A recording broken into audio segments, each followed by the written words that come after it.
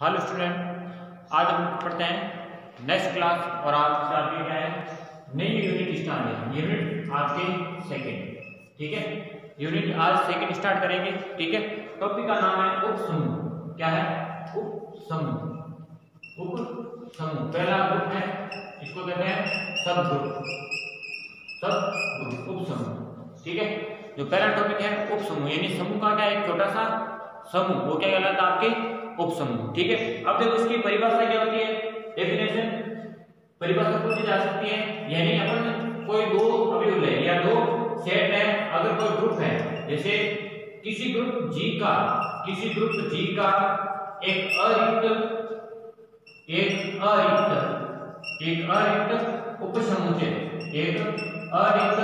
उपसमुच्चय H, ठीक है। H G का उपसमूह कहलाता है। क्या कहलाता है? उपसमूह कहलाता है। उपसमूह कहलाता है। कब कहलाएगा उपसमूह? यानी कोई G है, इसका अरिक्त समुच्चय हमने पढ़ा था। अरिक्त समुच्चय क्या होता है? जिसमें कोई न कोई अवयव विद्यमान हो, वो क्या कहलाता है? अरिक्त समुच्चय, ठीक है।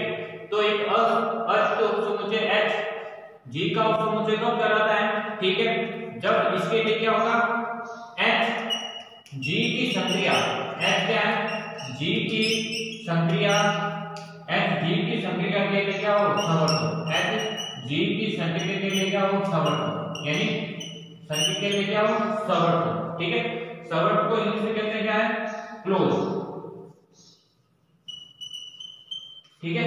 यानी जो भी इसमें इसके जो G के मान होंगे वो क्या है? H में मान उसमें भी विद्यमान होंगे, ये तो क्या हो जाएगा? H G की संक्रिया के लिए समवर्तन। दूसरा है H समूह क्या होगा? H समूह G द्वारा प्रेरित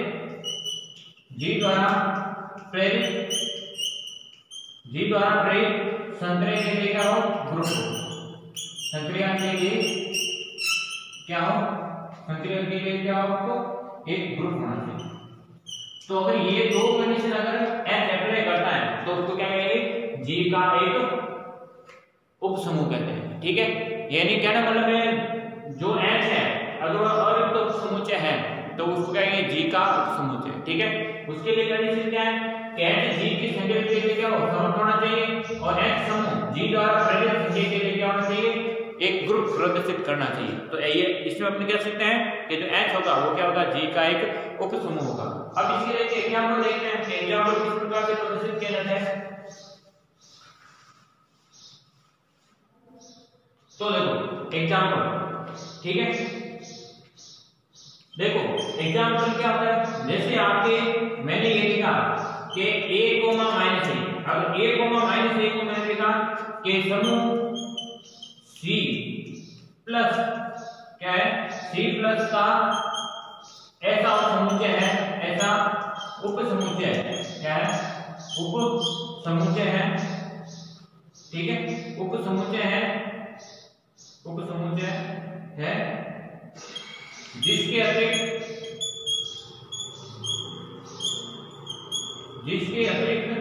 अन्य किसी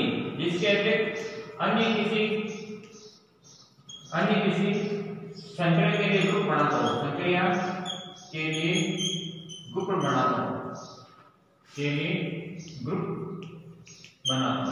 बनाता हो।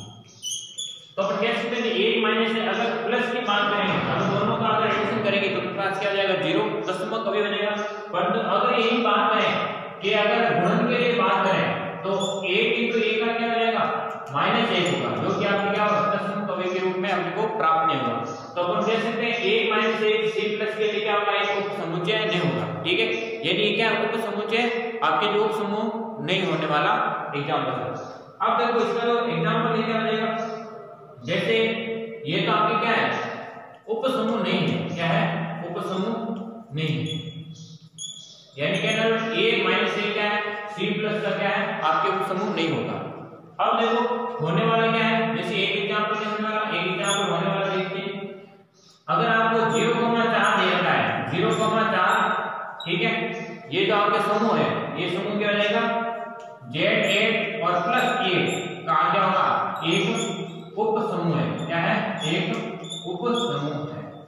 यानी कहने का मतलब क्या है कि 0 और 4 के मान क्या होंगे, इसमें वैल्यू जिसको लिखते हैं 1 2 3 4 5 6 और 7 तक इसमें क्या आएंगे, वैल्यू आएंगे। तो अपन कह सकते हैं जो ये है इसका क्या होगा, एक उपसमूह होगा, क्योंकि उपसमूह में क्या है, जो आपका पूरा समूह होता है उसमें क्या है, पूरे अवयव विद्यमान होते हैं। तो देखो समूह ए किया, इसका उपसमूह क्या हो जाएगा, ये हो जाएगा। ठीक है, अब देखो इसमें और कुछ देखते हैं।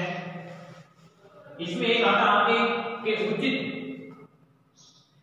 एक का आप क्या आता है अनुचित कह सकते हैं, ठीक है, या इसको विषम कह सकते हैं, या इसको कहते हैं निरर्थक, क्या कह सकते हैं, निरर्थक, ठीक है, निरर्थक या अतुच्छ, क्या है, अतुच्छ विषम, ये सब एक ही नाम है।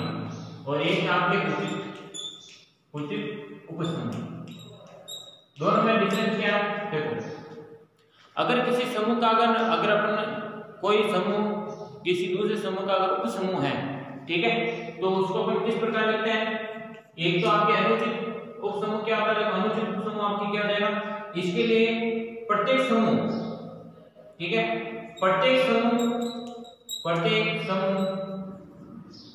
क्या होता है, जिसकी कोटि, प्रत्येक समूह जिसकी कोटि 2 या 2 से बड़ी है, 2 या 2 से क्या है, बड़ी है,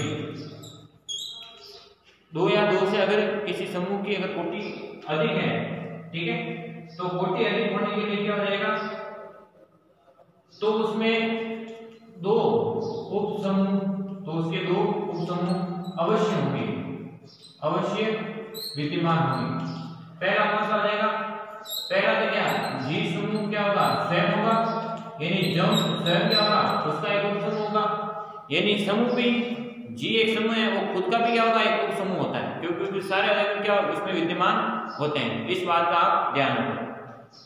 ठीक है, तो पहला क्या हो जाएगा, जी स्वयं क्या होगा, एक उपसमूह होगा, स्वयं का उपसमूह होता है।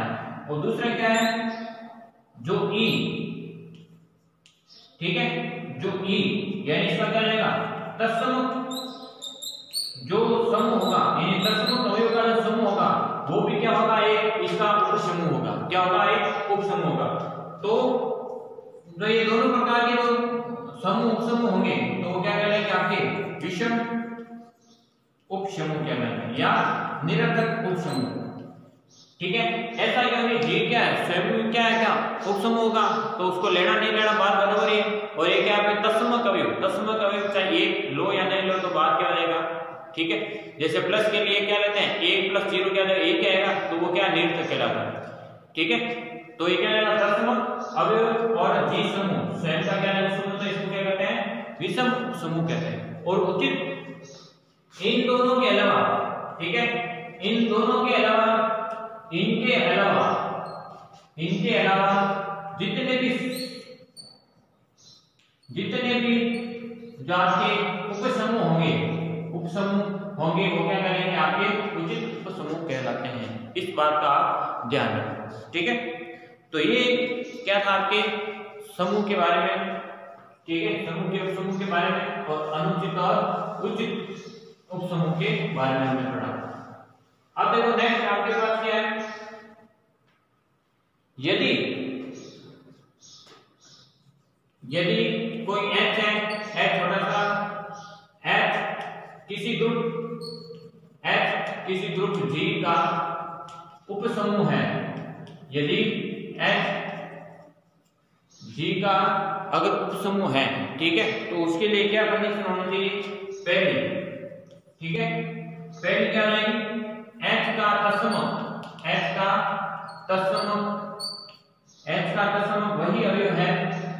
वही अवयव है जो G का होगा। तत्समक अवयव वही होगा जो क्या होगा, G का होगा, यानी H और G का तत्समक अवयव क्या होगा, समान होगा। कहने मतलब ये। दूसरी बात क्या होनी चाहिए कि जो H के किसी अवयव का प्रतिलोम, H के किसी अवयव, जैसे मान लो A, कि A का जो प्रतिलोम होगा ए का प्रतिलोम वही अवयव होगा जो जी समूह में ए का प्रतिलोम है या ए का प्रतिलोम अवयव है। यानी क्या मतलब H में मान लो कोई अवयव ए है तो ए का प्रतिलोम वही होगा तो जी में क्या होगा ए का प्रतिलोम होगा, तो ये क्या हो जाएगा H के लिए मान। थर्ड के H के किसी अवयव ए की कोटि वही होगी जो जी के अवयव ए की है,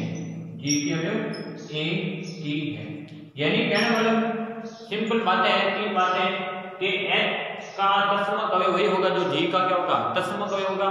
दूसरी बात है कि H के किसी अवयव A में अगर क्या है इसका प्रतिलोम अगर A विद्यमान है तो G का प्रतिलोम अवयव भी क्या होगा दोनों का A समान होगा।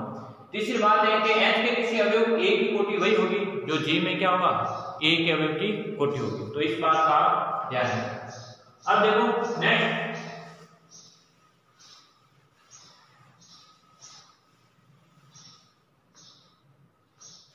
नेक्स्ट क्या है, तो ये आपकी क्या है इसके बारे में हमने बात की थी। नेक्स्ट है कॉम्प्लेक्स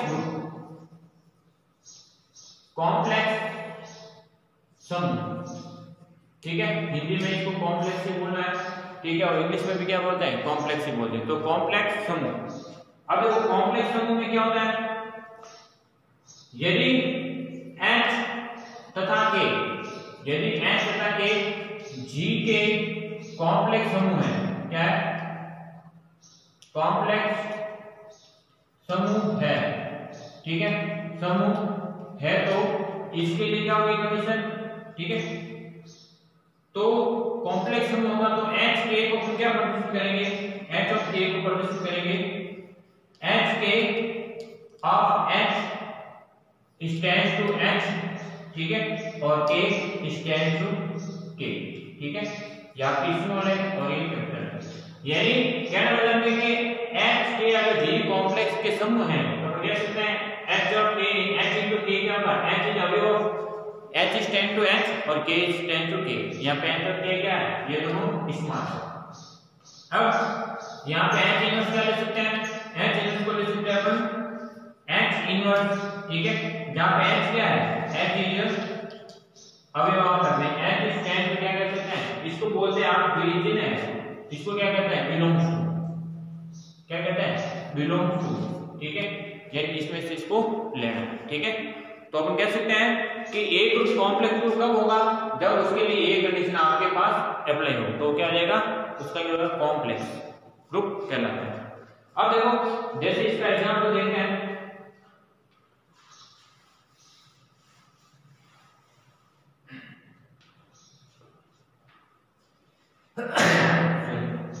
देखो नेक्स्ट एग्जांपल देखते हैं। तो एग्जांपल क्या है, जैसे आपके यदि H बराबर मैं लेता हूं -2,4, ठीक है, और A बराबर मैं लिया 1,3, ठीक है, तो समूह G प्लस K दो कॉम्प्लेक्स है, क्या है दो कॉम्प्लेक्स है, ठीक है, ये मेरे को कहा गया कि क्या है G की क्या है दो कॉम्प्लेक्स है।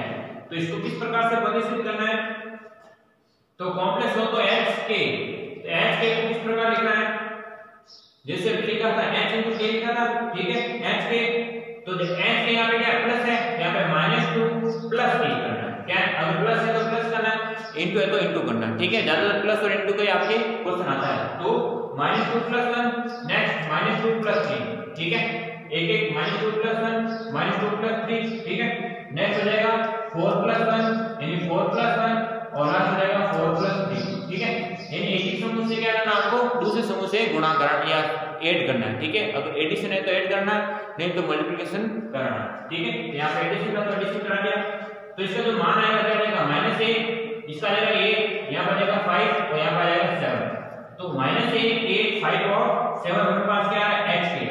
देन अगर h इनवर्स की बात करते हैं तो देखो h इनवर्स क्या हो जाएगा, देखो 2 का -2 का इनवर्स क्या हो जाएगा 2, इसका अपोजिट, और 4 का क्या हो जाएगा -4।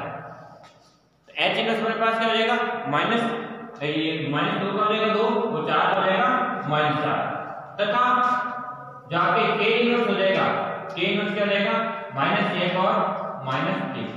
ठीक है, तो अपन कह सकते हैं जो आपके ये है क्या हो जाएगा h और k, j प्लस k क्या होंगे, दो कॉम्प्लेक्स अवयव होंगे। ठीक है, यानी कहना मतलब हमारे पास यही है कि जो भी अपने को अवयव प्राप्त होंगे वो या तो इसमें से प्राप्त होंगे या इसमें से। ठीक है, देखो 2 इसका है, इसका इनवर्स है, और 4 इसका है, एक यहां पे आ रहा है और माइनस इसका है इसका, यानी कहना इसमें से और इसमें से अवयव मिला के हमारे पास क्या है वो कॉम्प्लेक्स समूह का निर्माण कर रहे हैं। इस प्रकार से आपके क्या होगा कॉम्प्लेक्स समूह का निर्माण होता है।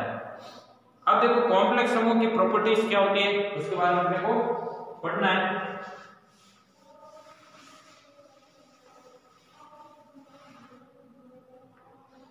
नेक्स्ट है कॉम्प्लेक्स समूह के गुणधर्म, प्रॉपर्टीज ऑफ कॉम्प्लेक्स समूह। ठीक है, कॉम्प्लेक्स समूह के क्या है कुछ गुणधर्म। ठीक है, तो एक एक करके पढ़ते हैं। जैसे मान लो हमने लिखा है कि किसी समूह G के कॉम्प्लेक्स किसी समूह G के कॉम्प्लेक्स H K तथा L इसके बारे में 3 लेंगे। ठीक है, के लिए निम्न प्रकार से लिख सकते हैं। ठीक है, H K और L से निम्न प्रकार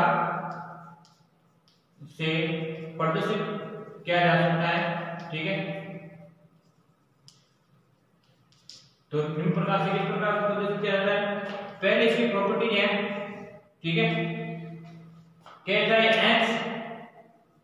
h k को गुणा करके अगर l से गुणा किया, ठीक है, टाइप h को k l से गुणा किया तो दोनों क्या होंगे बराबर होंगे, यानी मतलब साहचर्य गुणधर्म का पालन करता है, यानी एसोसिएटिविटी। ठीक है, तो ये क्या हो गया आपके साहचर्य गुणधर्म का पालन, साहचर्यता प्रदर्शित करता है। ठीक है, दूसरा है b h k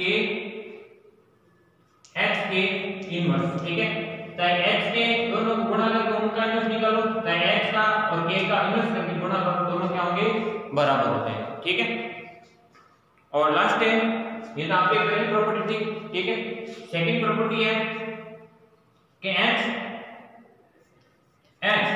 अगर G का उपसमूह हो, G का उपसमूह हो, ठीक है, और वह कॉम्प्लेक्स समूह भी हो, तो उसके लिए आपके पास क्या कंडीशन हो जाएगी, पहली होगी जो h इनवर्स होगा वो क्या होगा h बराबर होगा, यानी h इनवर्स और h क्या होगा दोनों बराबर होंगे अगर वो कॉम्प्लेक्स समूह है। परंतु इसका जो विलोम है, परंतु इसका जो इनवर्स, इसका विलोम सत्य नहीं है, इसका विलोम सत्य नहीं है, ये बात आपको ध्यान रखना। ठीक है, यानी h इनवर्स बराबर क्या हो जाएगा h, और b है h और h को अगर गुणा करेंगे तो हमारे पास क्या जाएगा h हो जाएगा। दो h के समूह को अगर मल्टीप्लिकेशन किया जाएगा या उनका कॉम्प्लेक्स समूह से गुणा किया जाएगा तो उसका मान क्या जाएगा सेम वही ग्रुप आएगा। ठीक है, तो इस बात का आप ध्यान रखिए। तो ये अपने पास क्या था, आज हमने पढ़ा था कि जो आपके उपसमूह है, उपसमूह की परिभाषा, देन उपसमूह के कॉम्प्लेक्स उपसमूह क्या था। ठीक है, अब देखो नेक्स्ट आपको क्या पढ़ना है, दो उपसमूह की गुणनफल की कसौटी।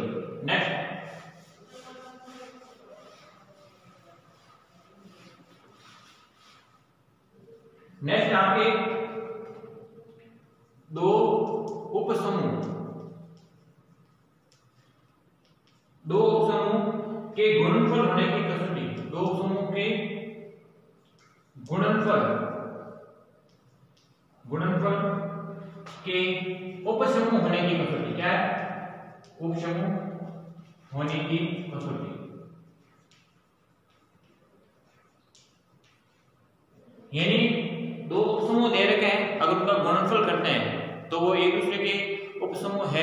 हैं उसके बारे में अपने को पढ़ना है, ठीक है। तो इसमें एक स्टेटमेंट याद रखना है कि यदि H और K, यदि H और K किसी ग्रुप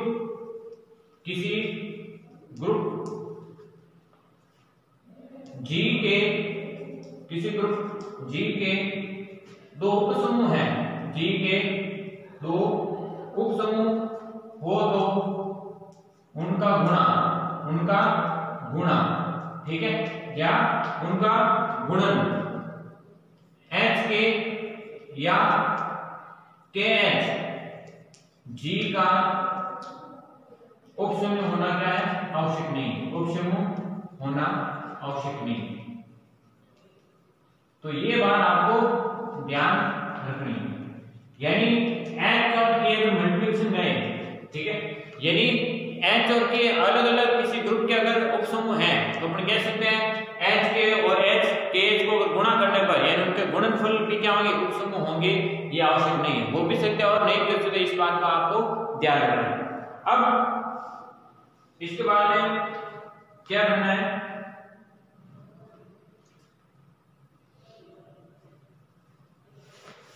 मैं एक क्वेश्चन देख लीजिए।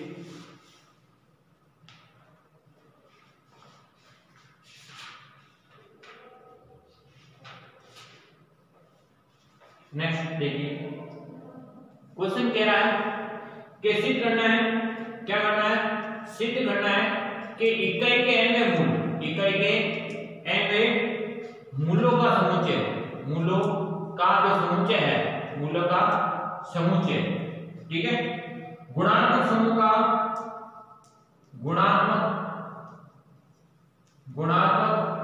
समूह, ठीक है, गुणात्मक समूह को लिख सकते हैं, क्या लिख सकते हैं, C0 इंटू, ठीक है, काय क्या है, उपक्रम, एक उप समूह है।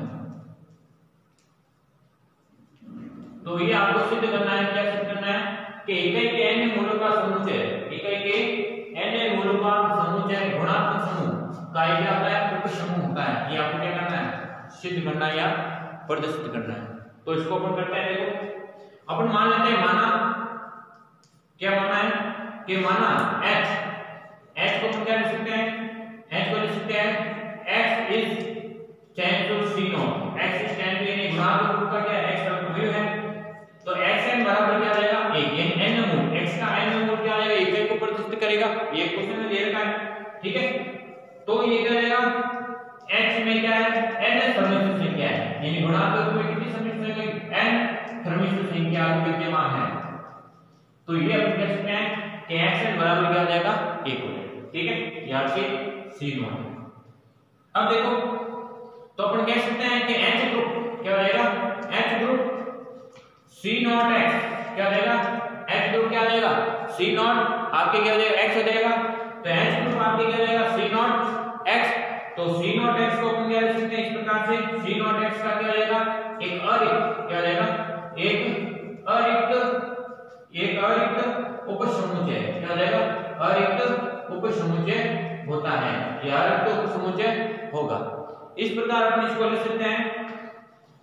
तो अपन मान सकते हैं कि माना HY इज अवयव ऑफ H, अगर मान लेते हैं कि H में दो अवयव है, वो क्या है, H से लिए गए हैं, ठीक है, तब अपन क्या कह सकते हैं कि Xn बराबर 1 होगा, ठीक है, तथा Yn में क्या होगा, इकाई गुणांक को प्रदर्शित करता है, ठीक है। इस प्रकार अगर इन दोनों का मल्टीप्लिकेशन कराते हैं कि गुणन दे रखा है, तो इस प्रकार से तो इसका क्या जाएगा, 1 into 1 या 1/1 क्या जाएगा, 1।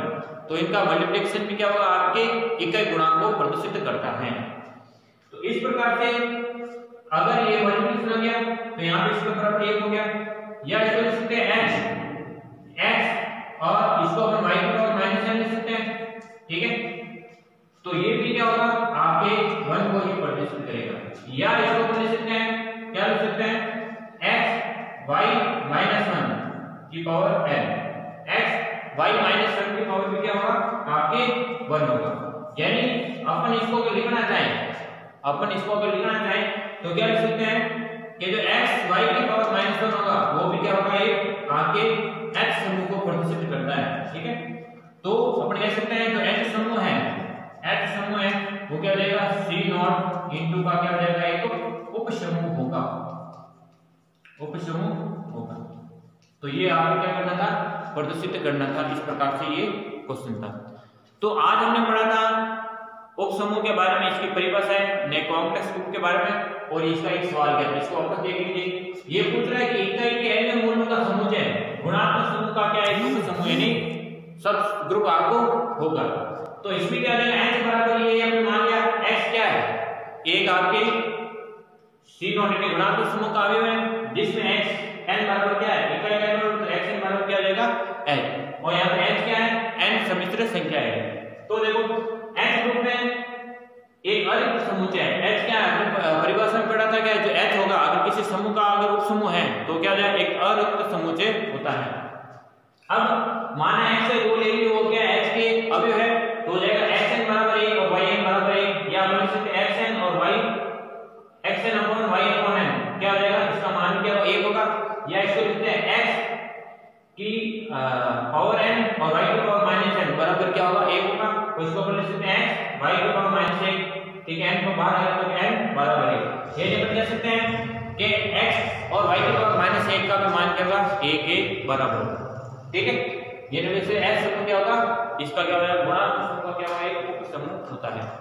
तो इस प्रकार से आज की क्लास में क्या पढ़ा था कि समूह का उपसमूह क्या होता है, उसकी परिभाषा। ठीक है, तो ये आपको क्या था, पहला टॉपिक था उपसमूह के बारे में। कुछ एक इसके सब टॉपिक हैं, कुछ एक क्वेश्चन में कराऊंगा कल। तो आपके जो छोटा सा टॉपिक है उपसमूह, इसमें और भी पार्ट है, जैसे कोसेट्स हो गए, ठीक है, उनके जो आपके कुछ लाग्रांज प्रमेय भी है, तो उनके बारे में अपन नेक्स्ट क्लास में पढ़ेंगे। ठीक है, और स्टूडेंट आपको ध्यान रखना कि ज्यादा से ज्यादा आप क्लास अटेंड करें, जितनी भी ज्यादा लाइव क्लास अटेंड करेंगे, क्योंकि आपकी जो अटेंडेंस है वो आपके जेएनयू कॉलेज भेजी जाएगी। ठीक है, क्योंकि यूनिवर्सिटी अभी पूछ रही है कि कितने बच्चे आपकी क्लास लाइव अटेंडेंस मतलब कर रहे हैं। तो लापरवाही मत बरतें, डेली की डेली क्लास अटेंड करते रहे, सब सब्जेक्ट की क्लास अटेंड करें, क्योंकि आपकी अटेंडेंस आगे भेजी जाएगी। ठीक है, अगर किसी अटेंडेंस शॉर्ट होगी तो आप जिम्मेदार स्वयं होंगे। तो डेली जो भी वीडियो बना रहा हूँ वो वीडियो देखते रहे। ठीक है, तो और ये भी बात ध्यान रखना कि जो भी वीडियो है, जिस टॉपिक बना रहा हूँ, यूनिट बाई यूनिट आपके टॉपिक कवर हो रहे, साथ साथ आप पढ़ते रहे। ठीक है, और डेली उसका रिवीजन करते रहे। सभी क्लास, चाहे वो मैथ हो, फिजिक्स हो, केमिस्ट्री हो, जो भी और भी सब्जेक्ट है, उन सब की आप पढ़ते रहे। ठीक है, डेली की क्लास आप लेते रहे ऑनलाइन, ताकि क्या आपके बाद में परेशानी नहीं होगी, क्योंकि एग्जाम अवश्य होंगे। एग्जाम आपके यूनिवर्सिटी जरूर करेगी, इस बार प्रमोट नहीं किया जाएगा। ठीक है, तो आज इतना ही। नेक्स्ट क्लास अपन क्या करेंगे,